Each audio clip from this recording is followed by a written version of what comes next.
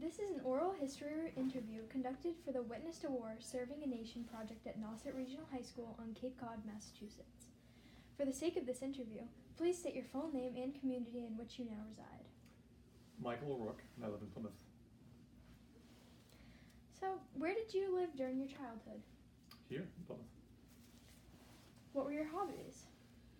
Let's see, I played soccer all through high school, and that's pretty much it. When did you decide that you were first going to enlist? My freshman year in college. Did you have any inspiration behind your decision? No, I just started talking with a recruiter. So What was your family's reaction to your choice?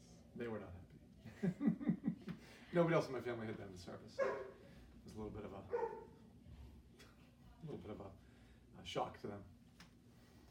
Why did you choose the Marines? Because I wanted to do the hardest thing I could do. Why is that?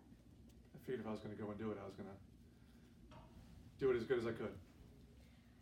What locations were you stationed in? I was actually stationed, my full-time station was up here on the Cape with the 125, which was a Cape unit, which is now at Fort Devens in Western Mass. But I served in Parris Island, I was at Camp Lejeune, North Carolina. I was in Camp Geiger, North Carolina. And then some other duty stations. I was in the Marine Corps, and then later on when I was in the Army, it was all different. Could you describe some of those places? Sure. South Carolina, North Carolina, they're both big military towns. Lots of the population is in the military. Most of them are in the Marines, because Lejeune is their big base for the East Coast. So it's tons of military people, lots of buildings, lots of fields to do practices, and there's firing ranges and all those things. So. Describe your daily routine in the military during an active war. It changed all the time. We were a 81 millimeter mortar platoon, and I ran 2 of the mortar tubes. So I had 2 full squads working for me. And what we would do is pretty much on a daily basis, we would get up, move to a new location, and then dig new holes. So every day you had to take out a shovel and dig big holes to put all your equipment in, and then we'd stay there for the day usually, unless something happened, and secure that area, and then we'd move on to the next day. How about during a non-combat period? During non-combat period, we actually, when it was over, we were there for about another month just trying to get out. So what we did was we just kept everybody in shape by doing a lot of team games to keep everybody in shape. We did tug of wars and Humvee pulls and contests, like those types of things. So clean weapons, clean gear, clean the Humvees, everything. Describe your daily routine as an officer versus an NCO. As an NCO, I was in charge of anywhere from 6 to 12 men. As an officer, I was in charge of well over 50. While I was overseas, when I got back, I was in charge of I was the executive officer for headquarters and headquarters company, so I was in charge of about 200 men. And it was more when you're an NCO, you're more the doing. So you receive orders and you figure out how to get them done. On the officer side, you're creating the orders and you're doing all of the strategy as far as what you're going to do next. Would you say life was harder as an NCO? No, I wouldn't. Only because as an officer, I was up 24 hours a day pretty much, checking on my guys because we were doing 3-shift operations. So you were in charge of everybody, you're in charge of everything, and ultimately you're responsible for everything. So I would say being an officer is a lot more hard. Were you ever stationed overseas? I was. I served in the original Desert Shield, Desert Storm in Saudi Arabia and Kuwait, and then I served again in Afghanistan for Operation Enduring Freedom. What was your most memorable moment from your time in the service? My most memorable moment. There were a lot of good memorable moments. I would say probably my most memorable was we built a school for children in Afghanistan that normally wouldn't have had a school to go to. And we ensured that they had teachers and supplies, and we bring backpacks and book bags and stuff. And it was one of those where, you try to figure out, what are we doing here? And the real answer is, if we can educate the next generation, and you've got a chance of maybe them not being like the last generation. So that was probably my favorite thing. Could you, on the other hand, describe your most disturbing moment? My most disturbing moment was in 2011. There were a bunch of Korans that were burned in Bagram Air Force Base. And so all the locals were rioting. And there were thousands and thousands of them rioting, and they were coming down to our base. And we were in charge of security for our base. It was right in the middle of the city. But of all of our local security that assisted us, all the locals, as soon as these people started coming, they all ran off base. Everybody left. So we had thousands of people coming to try to get us. And it was just a long day. They didn't get us. Describe the operations that you were a part of. Most of my operations were I was an infantry enlisted man and an infantry officer, so all of our operations were all in regards to either search and destroy missions, or capturing of ground missions, or the last in Afghanistan, really it was all about defense in depth. So we went out and we did key leader engagements. So I'd go out and I'd meet with all the elders from each part of the town, and would sit down and talk to them about what they needed, and try to build a relationship with them so that they'd work with us if the Taliban or ISIS came back. Why did you leave the military the first time? I left the military the first time because I got married, and we were having kids, and I decided I wanted to spend time in the business world. So. What was the business world like for you? It was great.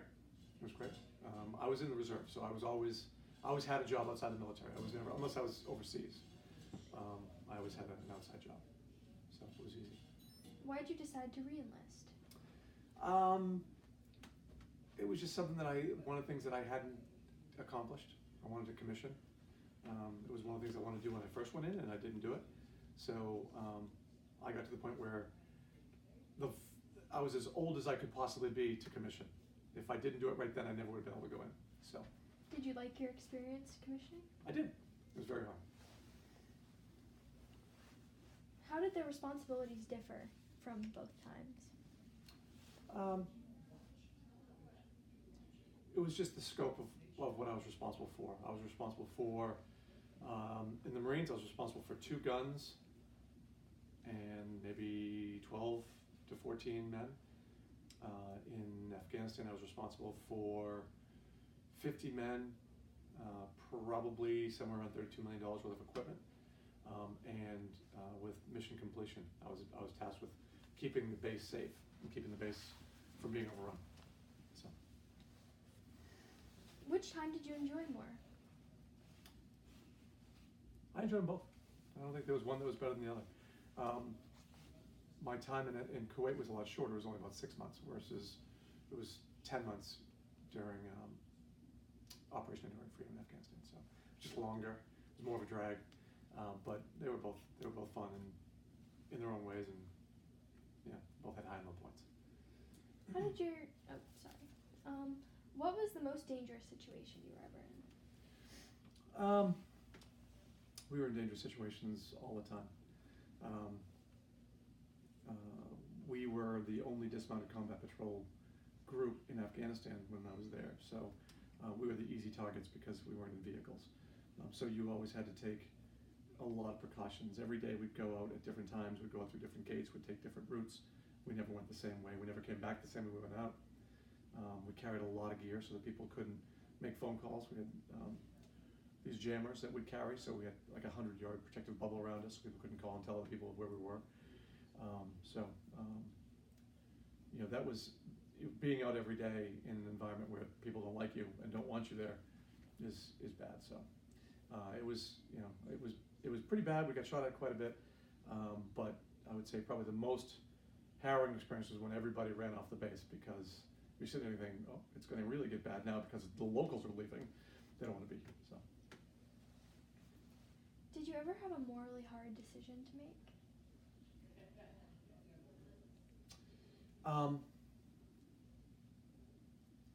Yes, but it wasn't morally hard in the traditional way, because we ran a base operation and I ran the front gates. People would bring their kids to us if the kids got hurt. And one time, this father brought 2 little kids to us that had third-degree burns all over them. It was because he had scolded them by pouring hot water on them. So the morally hard decision I had to make there was, what do I do to the dad? And at the end of the day, we got the kids into the hospital, into Kabul International Hospital, so that they would have the chance of getting better. But it was one of those where I had to tell this guy through my interpreter that if I ever saw that again, it was going to be a really bad time for him. But it was, we didn't do anything morally wrong. It was just a tough situation to have to deal with. Describe your time overseas versus at home, and which was worse or better? Overseas, you're at work 24 hours a day. There's never, the enemy doesn't take time off, so they can attack at any time. You're always on alert. You never go outside by yourself. You always have a gun on you. It's just that's how we were. So it's a much different scenario. You'd go weeks with 1 or 2 hours of sleep a night. So you get home, and it's a completely different situation. You've got family and dogs, and so usually people aren't trying to do anything bad to you. So it's a much quieter situation back home. Do you prefer the quiet versus the hectic, or? I think everybody does, but you miss the adrenaline rush of the hectic. So. Describe the adjustments you had to make to reintegrate into society. The hardest thing for me was being able to sleep at night. It was just because I hadn't slept for so long. You're always awake. Any noise, as you saw, I've got 3 dogs. Nobody gets in this yard without me knowing they're coming in the yard. But I was still up 6, 7, 8 times a night just trying to. I think I heard something, so I'm walking around checking windows. So it was just getting out of that mindset and back into a civilian mindset. It took 6 or 12 months. How has your time in the military affected your daily life? I think the military for me has made me feel like I can do anything that I put my mind to, and that you can push yourself, your body, your mind to limits that if you weren't in the military or you weren't going through those types of things, you never know you could. So it makes life everywhere else seemingly very easy. But we've had a lot of our guys that have come home and haven't been able to adjust and have had problems. So for me, I was able to come home and adjust pretty well and leverage my experiences. How does it affect your family life? It's good now. It was very difficult when I was overseas I was away from home for almost 2 years. Between the trainings and the ramp up and the deployment and the ramp down, it was almost 2 years that I was not at home. So it was very difficult on my wife and I and on the kids and I. So they were all teenagers, they were about your age, when I was away. So, and I couldn't, in a war zone, you can't necessarily talk to them every day. And if something bad happens, the first thing you do is you shut down all communications. So they see something bad happening, and all of a sudden we go black. So it's much harder on the family than it is on us. We know what we're doing. That's what we do. That's what we're trying to do. But the family has no idea. So. To get overseas, would you take a boat or plane? In both situations, we took planes.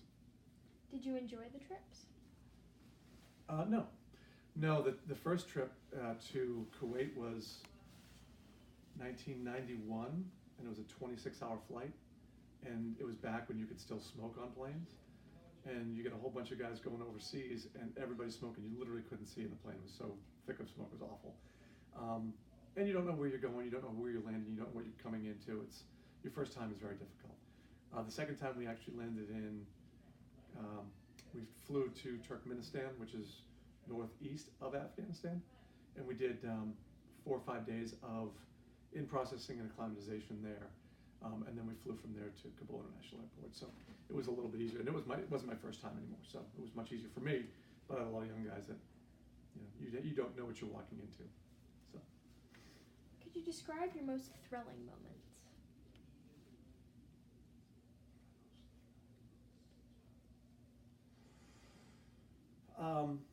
Probably one of the most thrilling moments was when we were in Kuwait, and my unit was tasked with, we were reservists, so my unit was tasked with securing a border town, and the Iraqi National Guard had taken over a police station.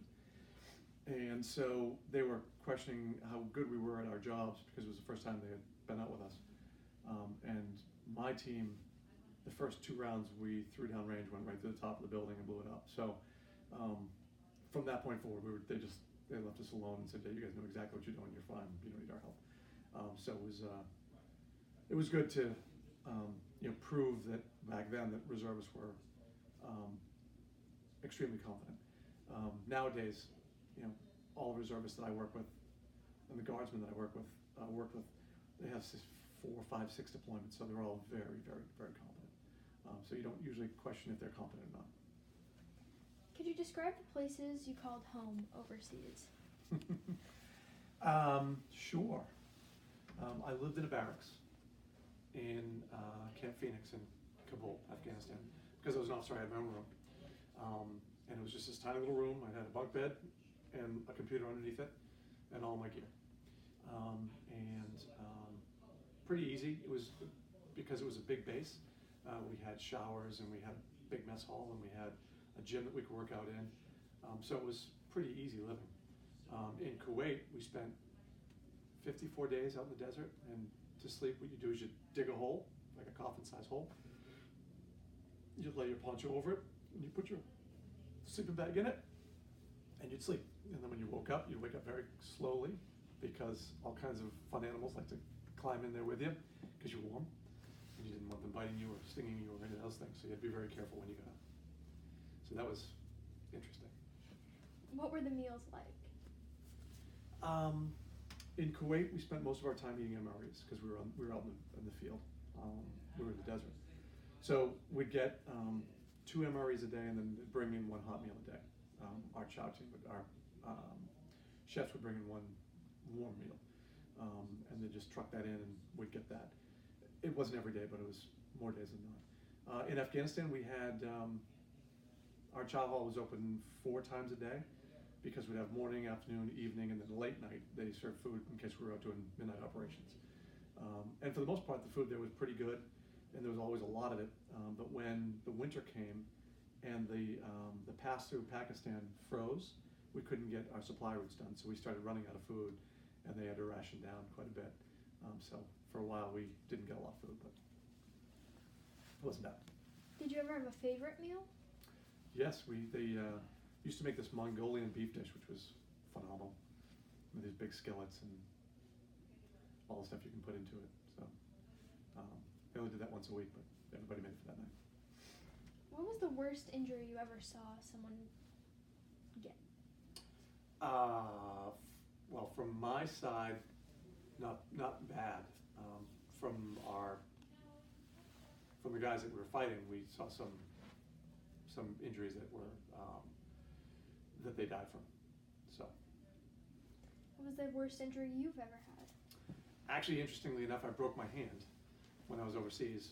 It was right before I came home, and I broke this finger right here, and I broke it playing basketball. So I got all kinds of grief and aggravation from my friends. Like, 9 months in combat zone, you break your finger playing basketball. But I was in a cast, and we were still having to do operations. So it was interesting. Was it hard to complete the operations in your cast? It wasn't easy. So but you just get it done. So, and I was an officer, so once again, I was doing a lot of coordination. I wasn't necessarily, I was in the front line, but I was not. I always had guys around me that were actually doing a lot of stuff. So it wasn't as labor intensive as when I was an NCO. Did you ever have to kill someone? Yes. But we were mortarmen, so we fired artillery, and so you fire a big piece of artillery into a house and it blows the house up.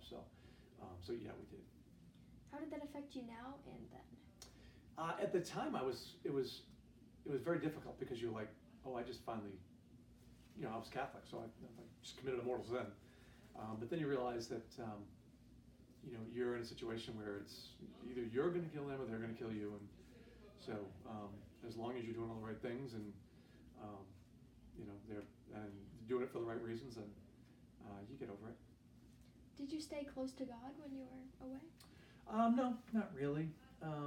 We had church in Kuwait like every Sunday, but in Afghanistan I wasn't close to God at all.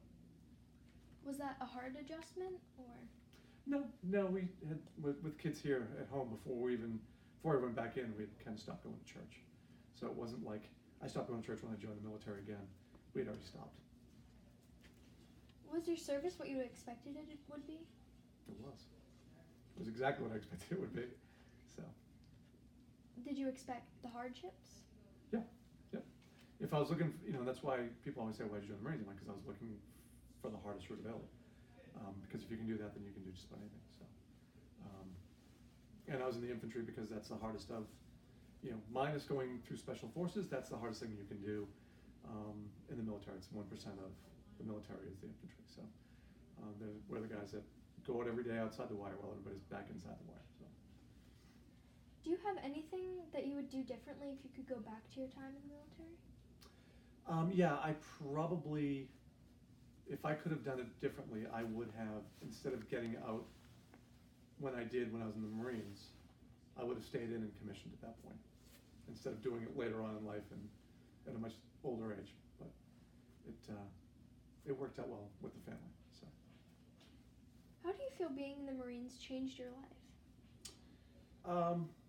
Well, you're definitely part of a brotherhood and sisterhood, and there's very few people that actually know that. So it's really cool when you bump into other people that have gone through it as well. You always have, I've got lifelong friends that I served overseas with that will always be there for me. So. Do you keep in contact with anyone? I do. Keep in contact with a lot of them. So. Facebook helps. If you could go back to before, would you still enlist? Yes. Yeah, I enlisted on purpose. I was in college when I went in, and I enlisted so that I could learn what it was like to be enlisted before I became an officer. Because as officers that were prior enlisted, you get a lot more respect from the troops around you because you've been through all the training that they've been through. Mm-hmm. Do you have memories you would describe as brave for yourself or others? Yes. Could you describe some? The time when we were being attacked by all those people when the Koreans were burning, I was at the very front of our entranceway, and there were probably 1,200, 2,000 people outside that were throwing rocks and shooting at us, and I was standing there, and a bullet hit here, and a bullet hit the windshield of the car I was standing beside, and we had to stand our ground, because if we had backed up, then they would have come into the base, and then they would have gotten stronghold. So we held our ground through all that and didn't let them in. So I would say that was pretty brave. Do you often think about your memories from the war? No, not really. Not often. Once in a while. Would you call yourself a hero? No. There's lots of heroes out there. I just did my job. Do you know any heroes? I do. I know a couple. A buddy of mine was awarded the Silver Star. So. What did he do to get that? They got attacked. They were in a convoy, and they got attacked by a much bigger force, and he single-handedly took out most of them, and saved everybody. So it was pretty good. That was my lunch. Sorry. That's okay. Looking back, do you wish that, was your attitude always the way you wanted it to be? Yeah, my attitude was always pretty solid. It was, when you make that type of a commitment, it's a commitment. It's, and you can't make it lightly, because, once you join the military, you're you're at their behest, no matter what they decide they want to do. If you're going to Afghanistan, you're going to Afghanistan. There's no ifs, ands, or buts about it. If you're going out every day on very dangerous missions, and you're going out every day on very dangerous missions, you do everything you can to mitigate those risks. But it's what you do. It's what you signed up for. So, and that's why I did the job I did, because I wanted to be around all the other people that had the same mindset as I did, which was, if we're going to do this, we're going to do it right. We're going to do it as best as we can, and we're going to get everybody home. So. Do you have regrets? No, the only real regret I have is the actual real impact it had on my wife and kids. They dealt with PTSD just like the service members do, because once again, they were here. They didn't know what was going on. They didn't know if we were, in danger or what. We couldn't tell them a lot of times. I couldn't even tell them when I was coming home for operational security reasons. So that was the only regret is if I could have done it differently and not put the family through it, it would have been better. Do you think they're grateful for going through it in some ways, or? I think yes. I think they're proud that I went through it. I think they're better for it too, because they dealt with all that adversity as well. So. Did you have contact with your family while you were gone? Yeah, when I was during the Gulf War, no, because we didn't have cell phones or anything back then. So I had one phone call, I think, in the 6 months I was over there. It was just a quick phone call to say I was okay, but we couldn't tell them where we were or anything. But when we were in Afghanistan, I had a computer, I had a cell phone, I had Facebook, so I could FaceTime the family almost every day. So, but we were 7 hours ahead. So a lot of times when I could FaceTime them, it was tricky hours, because you got to deal with them going to school and all those other things. But yes, I got to talk to them quite a bit. When you were in contact, was it like regretful, like, oh, I wish I was there, or was it relieving, like, oh, okay, they're okay? No, it was good. It was great to talk to them. It gives you the reason why you're doing it. You get to see that people are back home and everybody's good and safe, and they get to see that you're good and safe, and so it was a good thing. Were you ever on the front lines of battle? Mm-hmm. Yep. Could you describe them? There's nobody in front of you, and you are in a situation where nobody's in front of you, so there's nobody that can tell you what's going to happen next. So you literally are the tip of the spear, meaning you could be walking into anything. You don't know if they've put down landmines. You don't know if they've got tanks. You don't know any of this stuff. So you've got to be extremely careful when you're on the front lines, because you're a target and they're trying to target you. So and you're trying to. We're not in our backyard. We're in their backyard. So it's their land, not ours, and they've been there and we haven't. So, but we were on the front lines pretty much all the time. Did you ever lose a friend during your time in the service? No, I didn't. Which was good. Were many of your friends with you? You make the friends, the guys that are with you are the friends you make when you're over there, because you spend 24 hours a day with them. So, yeah, so they were there, and we're still all real close now. 6 years later, 7 years later. Do you ever miss them? Yeah. You spend. It's like being in school, or on a sports team. You're with them all the time. You guys, you play together, you work together, you laugh together, you eat together. Then you go home and everybody's like, okay, you just spent the last 2 years with these people. You need to spend some time with your family. So you don't spend the kind of time that you used to. But they are good friends, and they're friends forever. Can you describe the worst conditions you were ever in? The worst conditions I was ever in, we were in Kuwait, outside of Kuwait City, and the Iraqis had blown up all of the oil fields. So every oil field was spewing oil and fire into the atmosphere. And so for a solid 2 weeks, it was pitch black out, and it was raining oil on us. You couldn't see, oil was getting in your eyes. It was just awful. That was probably the worst thing I've ever gone through, and it was for 2 weeks. How did you deal with the oil on your skin and stuff? You stayed fully clothed. So we had, we wore camis top and bottom, and we wore jackets, and we wore gloves, and we wore those big floppy hats, like that one right there is the one I wore, the one that's kind of sitting up on the shelf there, and you just dealt with it. You don't touch your eyes with your hands, that kind of stuff. Looking back, the people that you met, do you ever wish you didn't meet them? Not necessarily the people you served with, but people you had to encounter. No, I don't ever have any regrets about that. We met a lot of great local people. We met a lot of great interpreters. We met a lot of great people that we helped. We met some people that weren't great, but for the most part, I don't regret any of it. Well, thank you for your time. My pleasure. My pleasure.